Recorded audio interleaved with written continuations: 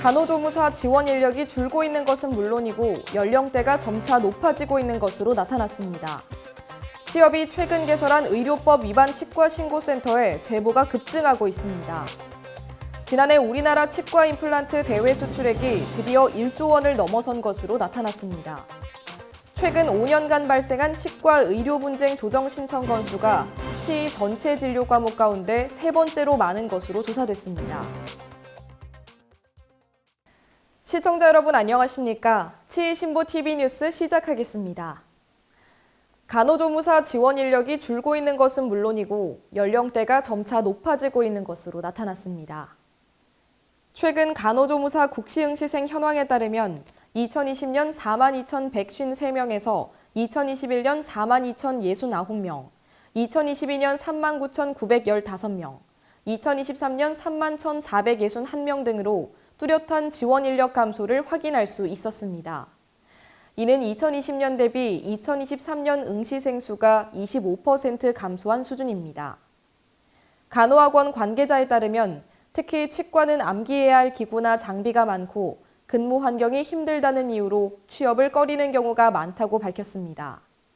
이어 20대에서 30대 젊은 원생의 비율이 줄고 40대에서 50대 지원자가 늘고 있는 상황이라고 덧붙였습니다. 치과 파트 지원이 적다는 지적에 대해서는 국시원이 제시하는 시험 범위에 대한 조정이 선행돼야 하며 지원을 늘리기 위해서는 보다 매력적인 근무 환경 외에 별다른 대책이 보이지 않는다는 게 간호조무사계의 설명입니다. 다음 소식입니다. 취업이 최근 개설한 의료법 위반 치과 신고센터에 제보가 급증하고 있습니다. 취업에서 지난 4월 1일 신고센터를 개설한 이후 현재 8일까지 제보를 받은 사례는 50여 건으로 주요 신고 내용은 불법 의료 광고, 환자 유인 알선, 사무장병원, 불법 위임 진료 등 의료법 위반 혐의입니다. 취업은 이중 의료법 위반 혐의가 명백해 보이는 한 개 기관의 의료인들을 우선 고발 조치했습니다. 윤정태 취업개원질서 확립 및 의료영리화 저지특별위원회 위원장과 김기문 변호사가 지난 4월 4일 서초경찰서를 방문해 해당 치과 의료기관에 대한 고발장을 제출했습니다. 특위는 환자 유인 행위를 비롯해 불법 의료 광고 등을 게재하는 의료인 및 의료기관에 대해 적극적인 고발을 이어갈 방침입니다. 한편 의료법 위반 치과 제보는 치협 홈페이지 초기 화면 하단의 신고센터 배너를 통해 쉽게 신고할 수 있습니다. 취업은 해당 내용을 검토한 후 관계기관에 이첩하거나 직접 고발할 예정입니다. 다음 소식입니다. 지난해 우리나라 치과 임플란트 대외 수출액이 드디어 1조 원을 넘어선 것으로 나타났습니다. 한국보건산업진흥원이 최근 발표한 2023년 보건산업 수출 실적에 따르면 지난해 보건산업 수출액은 총 218억 달러로 지난해 같은 기간보다 10%나 감소했습니다. 보건산업 분야 중 의료기기는 전년 대비 29.5% 감소한 58억 달러를 기록했지만 치과 임플란트 분야는 지속적인 오름세를 이어가고 있습니다. 임플란트는 지난해 7억 8,800만 달러의 수출액을 기록해서 의료기기 수출 상위 품목 중 2위로 올라섰습니다. 수출액은 한화로 환산하면 1조 669억 원에 이르는 금액입니다. 특히 치과용 드릴 엔진이 2억 7,400만 달러로 상위 10개 품목 중 7위에 오른 것을 감안하면 치과 의료기기의 비중과 영향력은 더욱 확대되고 있습니다. 치과 임플란트가 우상향 곡선을 그리는 이유는 중국과 러시아에서의 선전으로 중국은 3억 2천만 달러의 수출액을 보이며 전년 대비 13.3%의 상승률을 기록했습니다. 전쟁 중인 러시아도 33.8%의 높은 증가율을 기록하며 1억 1천만 달러의 수출액을 달성해 가파른 회복세를 예고하고 있습니다. 계속해서 다음 소식입니다.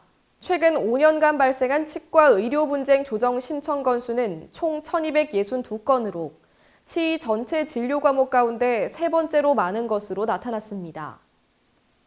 한국의료분쟁조정중재원이 최근 5년간 의료분쟁 통계를 분석한 결과 의료분쟁 조정 신청 건수가 가장 많은 진료 과목은 정형외과 2,441건으로 나타났으며 내과 1,583건에 이어 치과는 1262건으로 11%인 3위를 차지했습니다.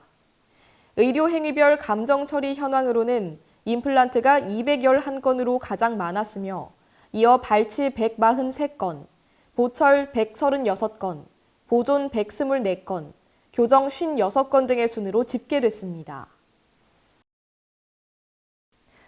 다음은 업계 동향 소식입니다.